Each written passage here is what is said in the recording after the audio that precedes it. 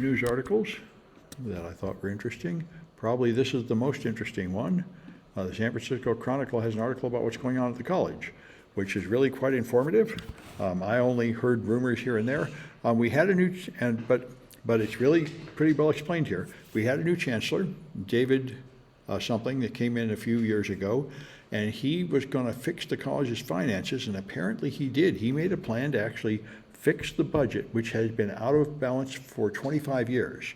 And that's why the union and the Board of Trustees completely freaked out. The original Board of Trustees put him in to achieve compliance with the accreditation requirements by balancing the budget, but that Board of Trustees is gone, and the new Board of Trustees doesn't believe in this, like the union. They just demand that he can't fire anybody. And so they're pushing him out, but apparently that's not over yet. He is said he's going to leave at the end of this year, the academic year, which would be in June, but there's a petition to make him stay, and there are activists that want him to perform his cuts so we can actually obey the law and achieve compliance and financial stability by cutting things. So that's interesting, and we'll see which way that goes, but in any case, the accreditation committee has declared that we are out of compliance. They approved us for 7 years, but those 7 years run out this year, so there's going to be a huge storm trying to achieve compliance again. And it's almost always over administration and finance. I mean, it's not like there's anything wrong with the classes, but the administration and finance has never been good. And so every few years, the accreditation committee comes in and screams and yells, and there's a huge political battle. And it goes on for years, making a mess of everything, and it scares away the students, who correctly feel like the college might close before they can finish getting their degree, which is absolutely a risk. If they fail our accreditation, then we can no longer accept financial aid, and therefore the students will be gone and they'll just have to shut the place down. So right now there's 3 levels of complaints about your accreditation, and right now we're on the minimal level, which is like just a warning. So they expect us to just shape up. I mean, I think what they expect us to do is to put the chancellor back and let him do the budget cuts, which would be to the advantage of this department. We went and talked to this chancellor. We gave a powerful presentation explaining that our program gets students jobs, our classes are full, our instructors are competent, and we have awards from National Science from the NSA and other groups, and he was impressed that he should actually give us more staff and not cut us. But then he was pushed out of power before he could do that. So we'll see.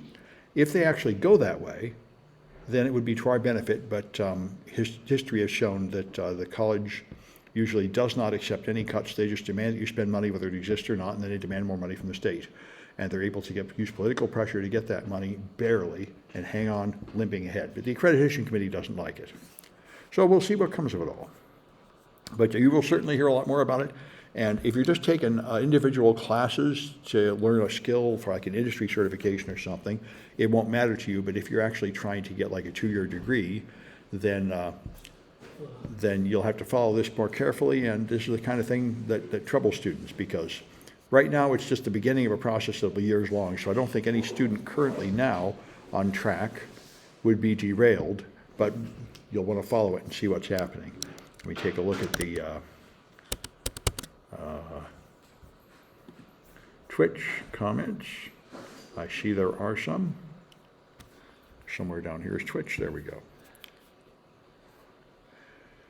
Not in this class, okay. Yeah, oh, it doesn't mean anything for me.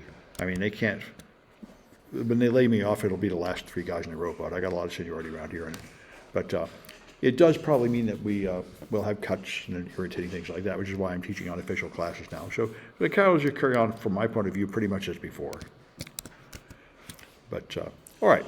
So Pixel 8 Pro has a temperature sensor that is more accurate than forehead thermometers, because you run it across the artery in your forehead, and it detects that and gets the arterial blood somehow, which is better than the other blood on the surface. So that's slightly interesting. Don't know how true it is. Then, so this is something we've all suspected for a long time, and it was very interesting to find out that it's true.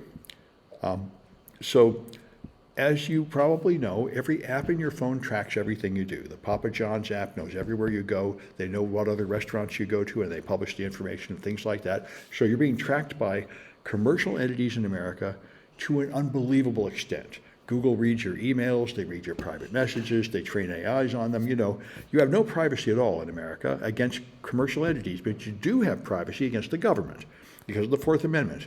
The government is not allowed to collect information about you that you have a reasonable expectation of privacy for without a search warrant, without probable cause.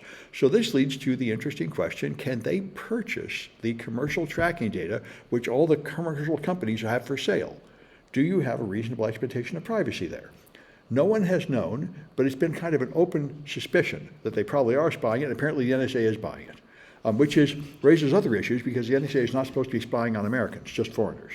But anyway, it's not at all clear that your local police department couldn't just purchase this data and find out where everybody is all the time. This stuff has to be adjudicated in court. I might argue, if I was the lawyer, I would certainly argue in court that anybody that walks around with a cell phone in their pocket can claim no reasonable expectation of privacy for their location. They are willingly announcing it to 50 companies everywhere they go all day long. But we'll see what people think of that in court. So this is surprising. Well, or at least it's significant, not exactly surprising. What happened here is Europe has passed strong tech and internet regulations, which the United States cannot do because the tech companies have too much power lobbying here. But Europe absolutely has. They passed several rules that were going to take effect, and they made them so they only take effect on the really largest companies. And one of the ones they passed is the Apple rule. Let's see if I can possibly dig through the ads to find the name of it. The Digital Markets Act. The Digital Markets Act punishes Apple for running a monopoly in their App Store. Currently, the App Store is the only way to put apps on your phone, and Apple requires takes 30% of the money. And if you have in-app purchases, they take 30% of that money too. And that is considered exorbitant and outrageous. So they have declared that in Europe, starting on March 7, you must be able to load stores on your iPhone, apps on your iPhone from other stores. And Apple has to greatly decrease that price, charging much less to put apps in the store. So that's very interesting. That will make Apples more like Androids, where you have all these other stores. And Apple, by the way, Apple claims they're going to only approve stores if they get to scan all the apps for malware and charge some fee, but it's a lot less than 30%. So apparently that's what they're going to try. We'll see if the Europeans will go with that. This will only apply to phones in Europe right now.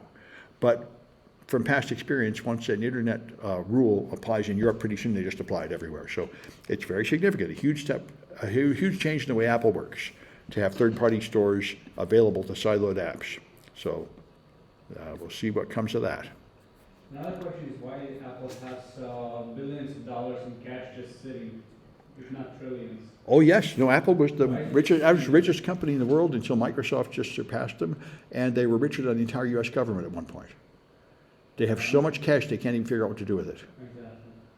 Exactly. Because they're a luxury brand. They're extremely popular. Their customers are happy. They're extremely successful business model, like Taylor Swift, who's now a billionaire too. There's some people out there that really have got this business thing working. So there was a huge scandal recently about a defective accounting software that caused thousands of British postmasters to be falsely accused of embezzling money and imprisoned, and they couldn't get anybody to listen to them for years. And the same thing just happened in India. In India, they declared an algorithm to collect all the data from all the different government agencies and centralize it to decide who was allowed to get their pension. And it took a whole lot of people that were alive and declared that they were dead. And this guy went and complained 10 times, 5 times showing up in person, and they ignored him, so he finally had to stage a mock wedding ceremony, marching out, getting reporters and newspaper and everything to cover him, to get them to admit that he was alive and give him his pension. And this is happening to thousands of other people. It's surprising, but these countries trust their software. I think in America, I think everybody knows that government software is crap and it's full of errors, and you wouldn't trust it this much. But anyway, apparently in the UK and Britain, they're trusting their software even when it's obviously buggy. Anyway, let me stop the recording.